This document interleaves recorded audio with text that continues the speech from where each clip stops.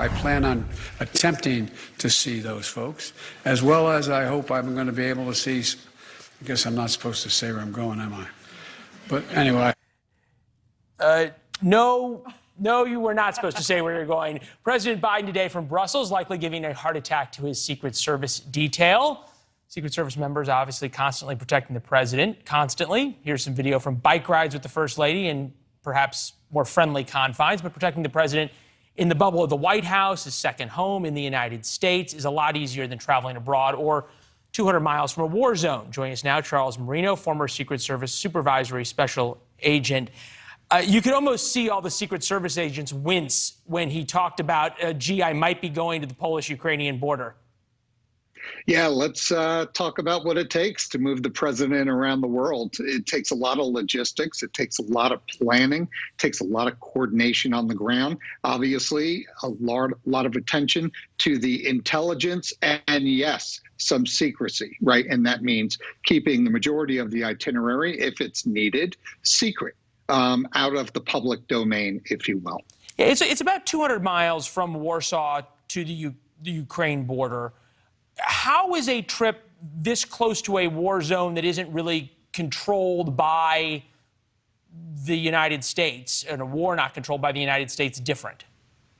Yeah, obviously, it's something that needs to be paid close attention to. And, you know, each environment that we go to with the president is unique. All the geopolitics around the world are unique, and every situation needs to be handled uniquely and flexible. So, you know, what the detail is going to be looking for here is to make sure that all the contingency planning is in place. Like I said, they're going to pay attention to the unique circumstances on the ground in neighboring Ukraine. Give me some ideas here. Is it you have 2 or 3 extra ways of getting the president out? You bring in extra aircraft. You let fewer people get to be around him. What are sort of some of the ways you tighten things down?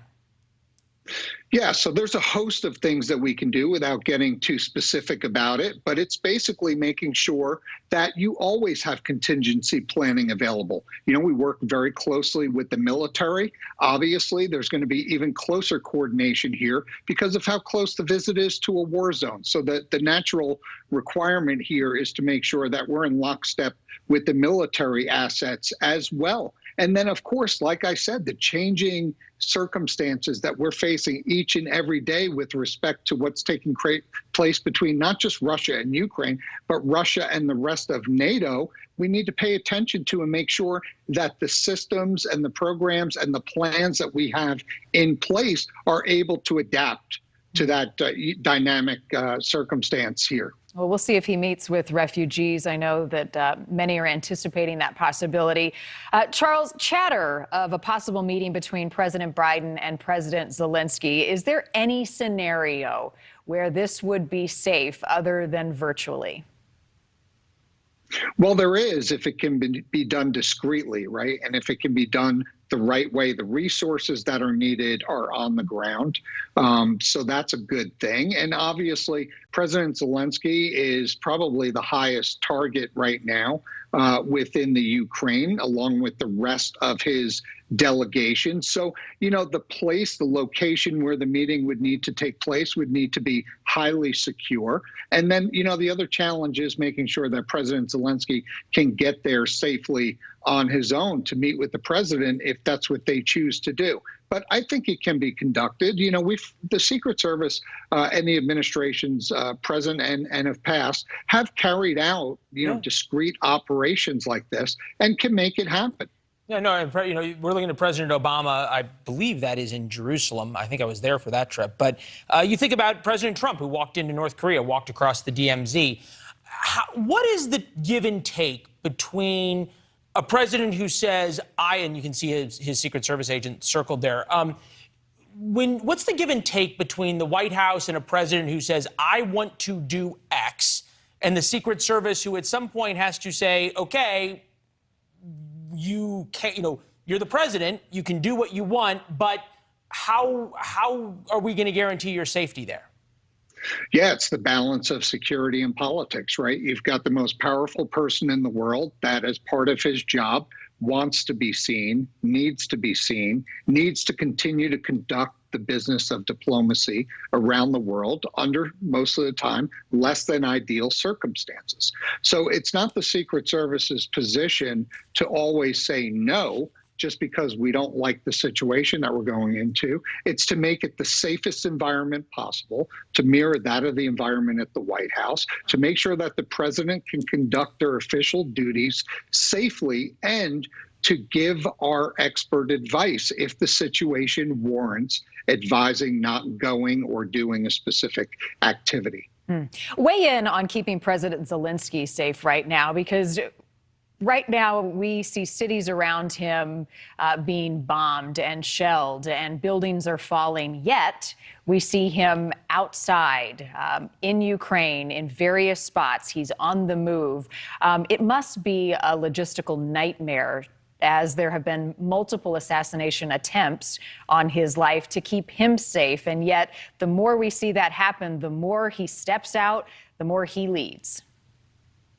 Yeah, it's extremely important, right, to the people of the Ukraine, to the military forces that are still fighting to protect Kyiv, that they hear from the president of Ukraine. And we've seen President Zelensky use communication tools, various communication tools, quite effectively, to the point where Ukraine is obviously winning the information campaign against Russia.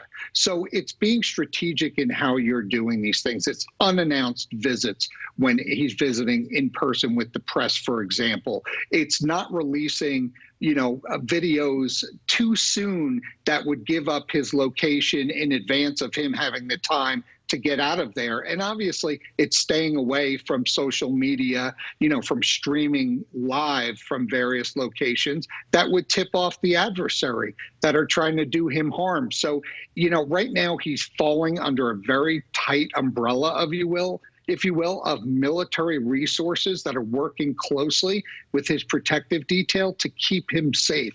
But really, there's a lot of additional deception and deceptive tactics that need to be incorporated to keep him alive. I mean, there's a lot riding on this, right? Him staying alive is relaying to the people of Ukraine that the government is still in control. Right? That the people still it's worth the fight for the people of Ukraine to keep going forth against the Russians. So a lot riding on him staying alive and safe. Wow, a smart group of people around him, no doubt. Charles, Marino, appreciate your time. Really interesting discussion, important one. Thank you. Yeah. All right, thank you. Thanks for watching. Click the red subscribe button below so you can get more of NewsNation's fact-driven, unbiased coverage.